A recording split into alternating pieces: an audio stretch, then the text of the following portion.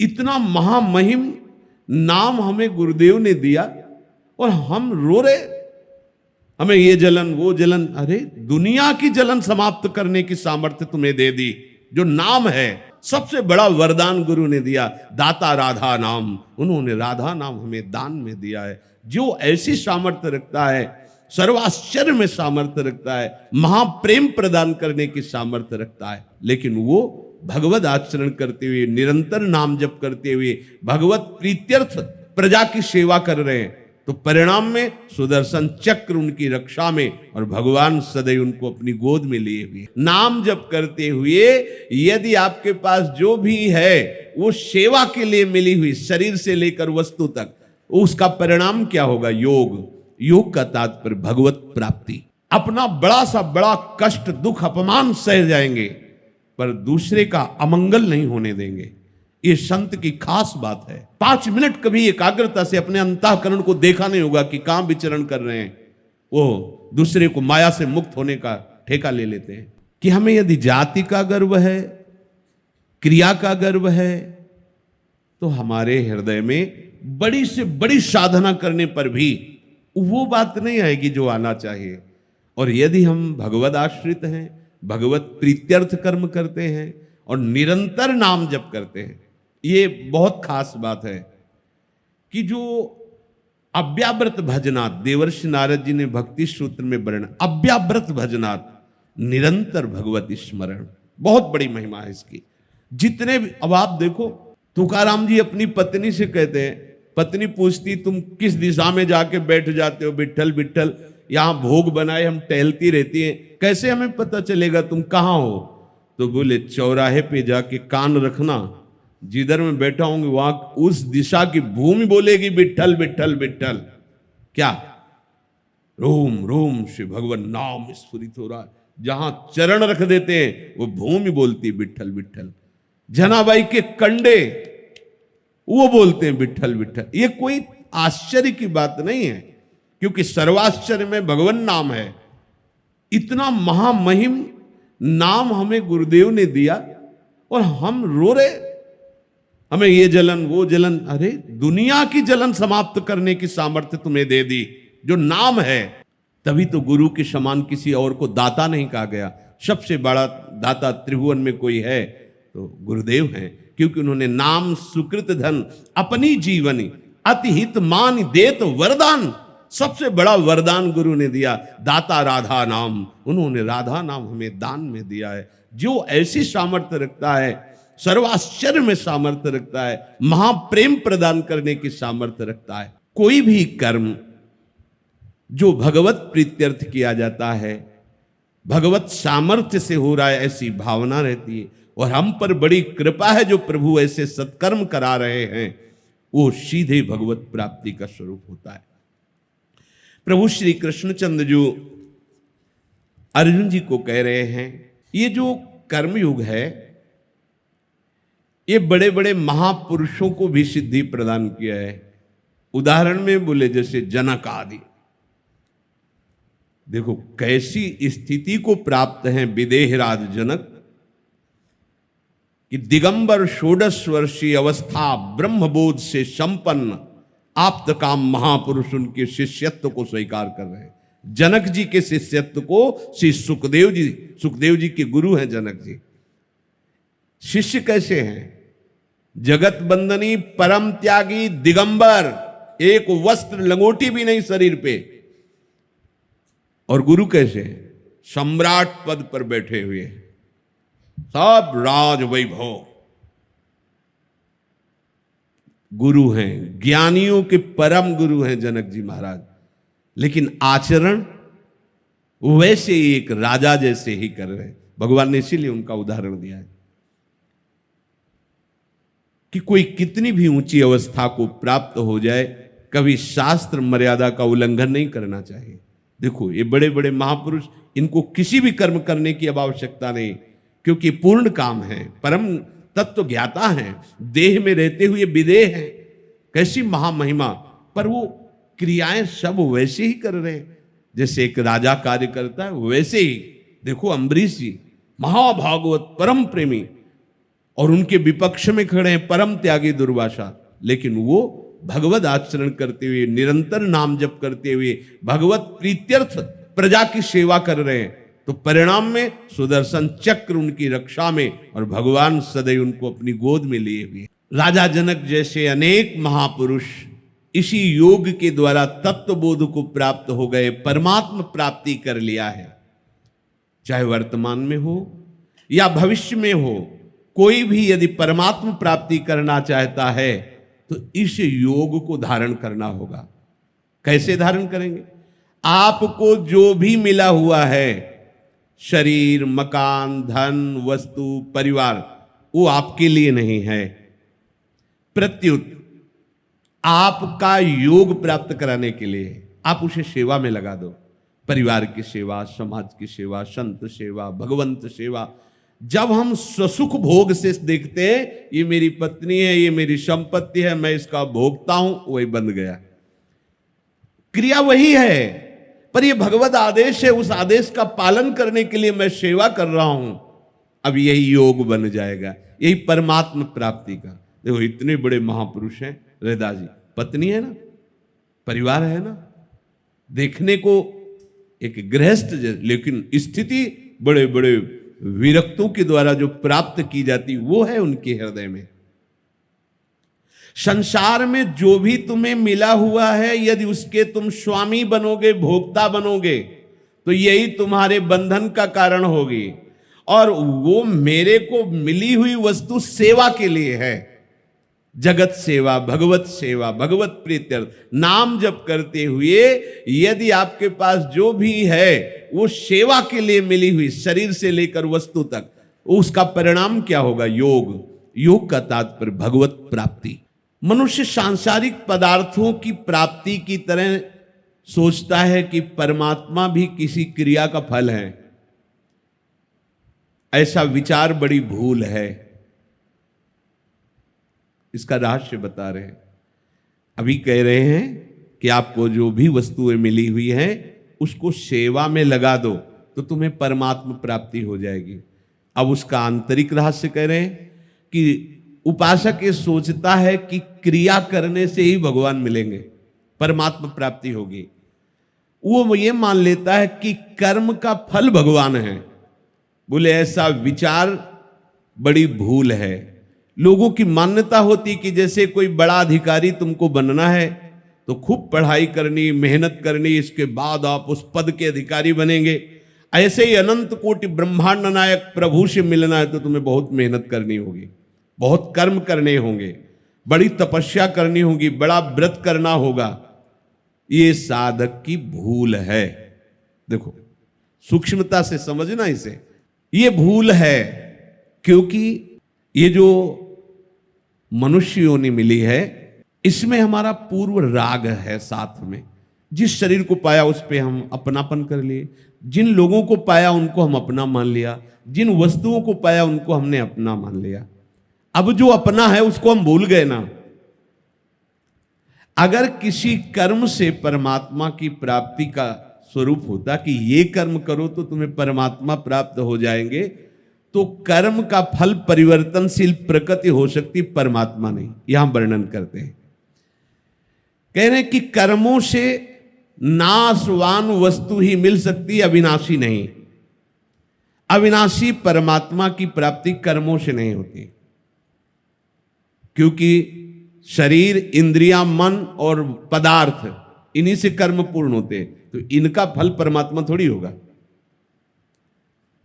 तो बोले फिर आप तो यही कह रहे हैं, पीछे से वर्णन करते चले आ रहे हैं कि अनासक्त होकर यदि भगवत प्रीत्यर्थ कर्म किए जाएं तो सीधे भगवान की प्राप्ति हो जाएगी। तो बोले उसका रहस्य है कि नाशवान शरीर से, नाशवान धन, मकान, परिवार और भोग सामग्री से अपना संबंध ना मानने के कारण जो अपने हैं वो प्रकाशित हो गए।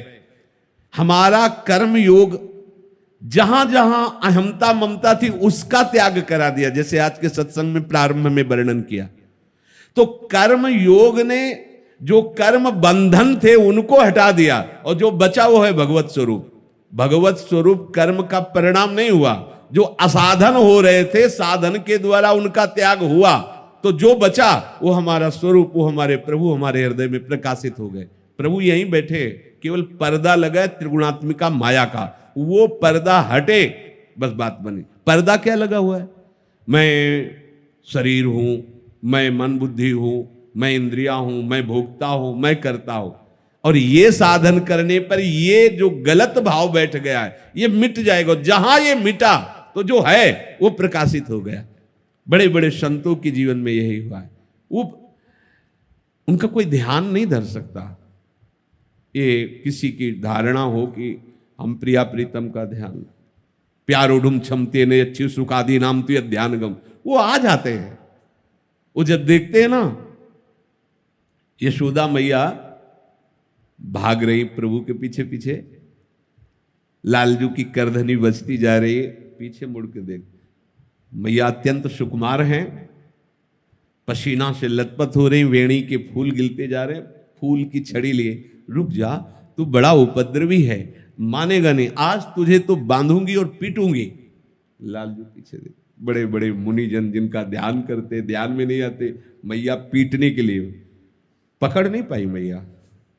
जब प्रभु ने देखा मैया थक गई, श्रम युक्त हो गए, तो पकड़ में आ गए। समझ रहे हो? उपासक जब भगवत प्रीत्यर्थ कर्म करता है और अहंकार गलित हो जाता है कि अब मैं नहीं कुछ कर पाऊंगा और दैन्य हो जाता है, तो ठाकुर अपने आप पकड़ में आ जाते हैं। बात यह है, खूब बांधने की चेष्टा कर रही, 2 अंगुल छोटे, जब परास्त हो जाती है और लालजू की तरफ देखती कि बंध जाओ, बंध गए। सोचती इतनी छोटी कमर मेरे लाला क्यों पूरे घर की रस्सियां समा गई है क्या? नहीं, बंधन में आ रहे। जब नेत्र से नेत्र मिला कि लाला बंद क्यों नहीं रहा है, वो बंद गए।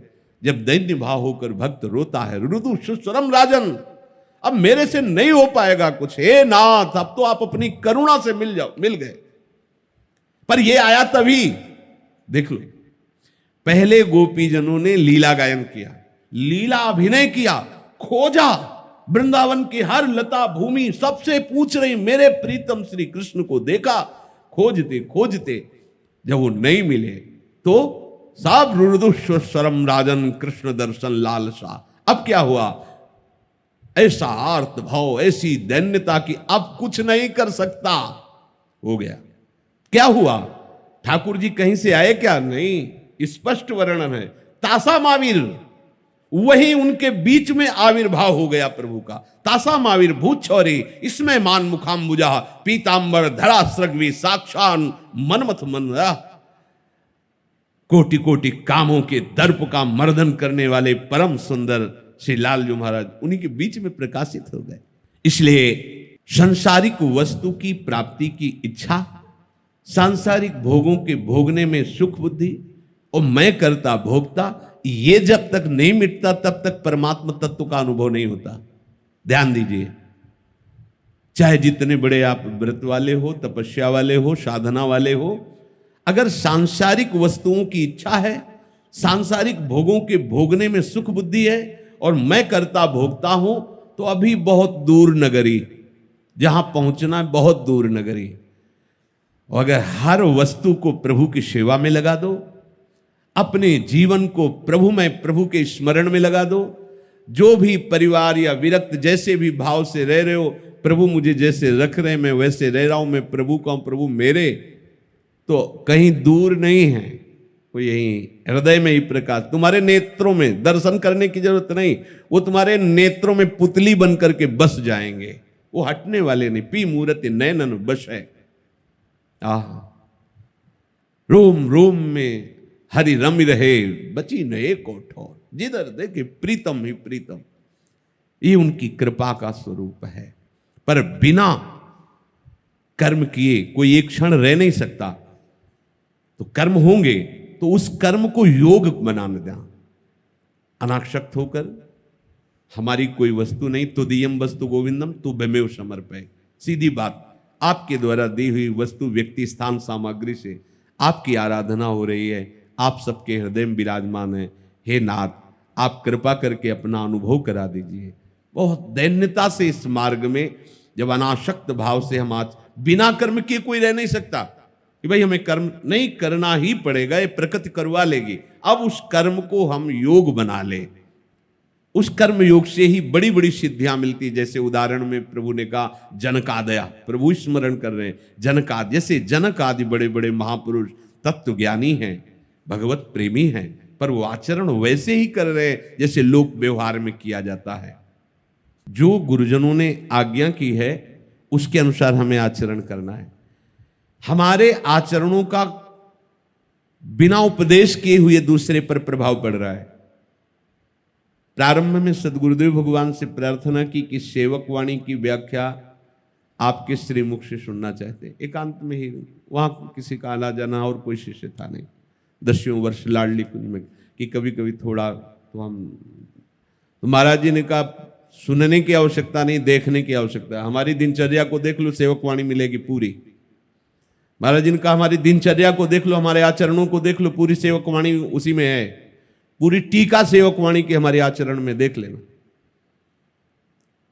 यह महापुरुषों के कैसे करुणा में वचन थे कि हमारे आचरण को देख ले। प्रभु कह रहे हैं कि जो श्रेष्ठ पुरुष होते हैं उनका अनुकरण सब करते हैं, उनकी बात को प्रमाणित माना जाता है, इसलिए उनको सावधान होकर वही कार्य करने चाहिए जिससे जगत मंगल हो। कहीं भी अपने, अब क्या हो रहा है कि जो ये साधु वेश है, ये ऐसा समुद्र है कि इसमें सब कुछ समा जाता है।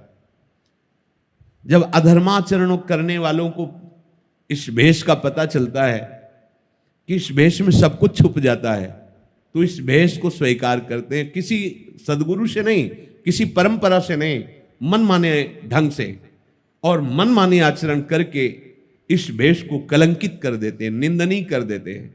और जब उनकी बात चौड़े पे आती है तब सब लोग सोचते हैं संत ऐसे ही होते हैं। नहीं, ऐसे नहीं होते। भूल न दे कुमारक पाओ, ऐसा नहीं हो सकता। वो अपना बड़ा सा बड़ा कष्ट, दुख, अपमान सह जाएंगे पर दूसरे का अमंगल नहीं होने देंगे। ये संत की खास बात है। उमा संत कहे यही बड़ाई, मंद करत जो करे भलाई। फिर दूसरे का मंगल कैसे कर सकते हैं? अगर वो संत हैं तो धन की प्रियता, शरीर की प्रियता, भोगों की प्रियता, तो संत किस बात के हैं? संत किसे कहते हैं? जो इन प्रियताओं का नाश कर दिया उसे ही तो संत कहते हैं। अगर शरीराभिमान, शरीर के सुख सामग्री में प्रियता, शरीर संबंधी भोगों की आकांक्षाएं, तो संत कहां है? नहीं। ऊसर बरसई तृण नहीं जामा, जैसे संत के हृदय में कामना उत्पन्न नहीं होती। कैसे? जैसे ऊसर में कितना भी खाद पानी लगाओ बीज नहीं उठता। ऊसर बरसई तृण नहीं जामा, संत हृदय जिम उपज न कामा। जैसे संतों के हृदय में कामना उत्पन्न नहीं हो सकती, क्योंकि संत भगवंत के स्मरण में रहते। संत वही बनता है जिसने निश्चय कर लिया है मैं, मेरा अहमता ममता का प्रभु के चरणों में समर्पण। संसार को जिसने स्वप्नवत समझ लिया वही तो संत है, या संसार को जिसने भगवत स्वरूप समझ लिया वही तो संत है। बड़ा घाटा हो रहा है। वैसे भी संत महापुरुषों का बहुत ही घाटा हो रहा है। जो शास्त्रीय पद्धति से भगवत मार्ग में चलते हुए गुरु परंपरा से सिद्धावस्था को प्राप्त हुए हैं अभी, पर बहुत कम है, अंतर ध्यान होते जा रहे। और आज के आधुनिक वातावरण में केवल वासनाओं का ही पोषण करने के लिए यदि भेष धारण किया जा रहा है तो बहुत बड़ा घाटा है, क्योंकि साधुता का सर्वनाश हो जाएगा। लोग इसे, कोई भी ऐसे तिलक लगा ले, साफा बांध ले, साधु साधु ऐसा होता है, साधु ऐसा होता है। साधु को क्या समझा? भिखारी समझा है क्या? अरे भगवान भी कहते मुझे जिता दो, तुम स्वीकार कर लो, कहते नहीं। फिर चलो तुम्हारी जैसी आज्ञा, महलों में राखो चाहे झोपड़ी में बास दो, तुम्हारे हैं जैसा आप चाहो। फिर उनकी राजी में राजी, ऐसा नहीं। साधना का मतलब, उपासना का मतलब सुविधाएं मिल जाना, ये फल नहीं है। ये हमारी साधना का फल अगर ऐसा है तो पापियों के पास बहुत ज्यादा है। फिर उनकी साधना हमसे श्रेष्ठ रही ना? नहीं। अनुकूलता की प्राप्ति की यदि भावना हृदय में, तो साधु ही नहीं है। अरे साधु तो वही जो अनुकूलता प्रतिकूलता को रौंद करके समतुलता में स्थित हो गया है, जो समतुल दंपति रस समतुल, जो प्रभु में आसक्त है। ऐसा लोगों के द्वारा भारी अपराध बन जाता है कि जब ऐसे आचरण वाले वेशधारी निकलते हैं तो सत्य मार्ग में चलने वालों की भी वो अवहेलना और अपमान तिरस्कार कर देते हैं, जिससे उनके लोक परलोक सबका नाश हो जाता है। वो तो कुछ नहीं बोलेंगे, लेकिन उनका मालिक जिस दिन तुम्हारे पर नजर करेगा, किसी काम के नहीं रह जाओगे। चाहे कलयुग हो, चाहे जो भी युग हो, भक्तों की सदा जय हुई है। भक्तों का पराभव विश्वनाश के लिए होता है, ध्यान रखना। भक्तों को जो दंड देता है, भक्तों का जो वास्तविक जो भगवान के उनका विरोध होता है, जो उनको नीचा दिखाने की कोशिश करते हैं, ये मानव समाज का पतन है। पर अब करे तो क्या करे, जो जानते भी नहीं कि साधुता के 5 मिनट कभी बैठ करके प्रिया प्रीतम या प्रभु का ध्यान नहीं करते होंगे, वो घंटों उपदेश देने का अधिकार रखते हैं। 5 मिनट कभी एकाग्रता से अपने अंतःकरण को देखा नहीं होगा कि कहां विचरण कर रहे हैं, वो दूसरे को माया से मुक्त होने का ठेका ले लेते हैं, जानते ही नहीं। कभी गुरु के चरणों में बैठ करके उपदेश नहीं सुना होगा, कभी किसी संत की लंगोटी नहीं धोई हुई होगी, उनकी आज्ञा में जीवन व्यतीत नहीं किया होगा, तो ऐसे ही ब्रह्म तत्व का बोध हो जाएगा, ऐसे ही भगवत तत्व के तुम ज्ञाता हो जाओगे, ऐसे ही उपदेष्टा बन जाओगे।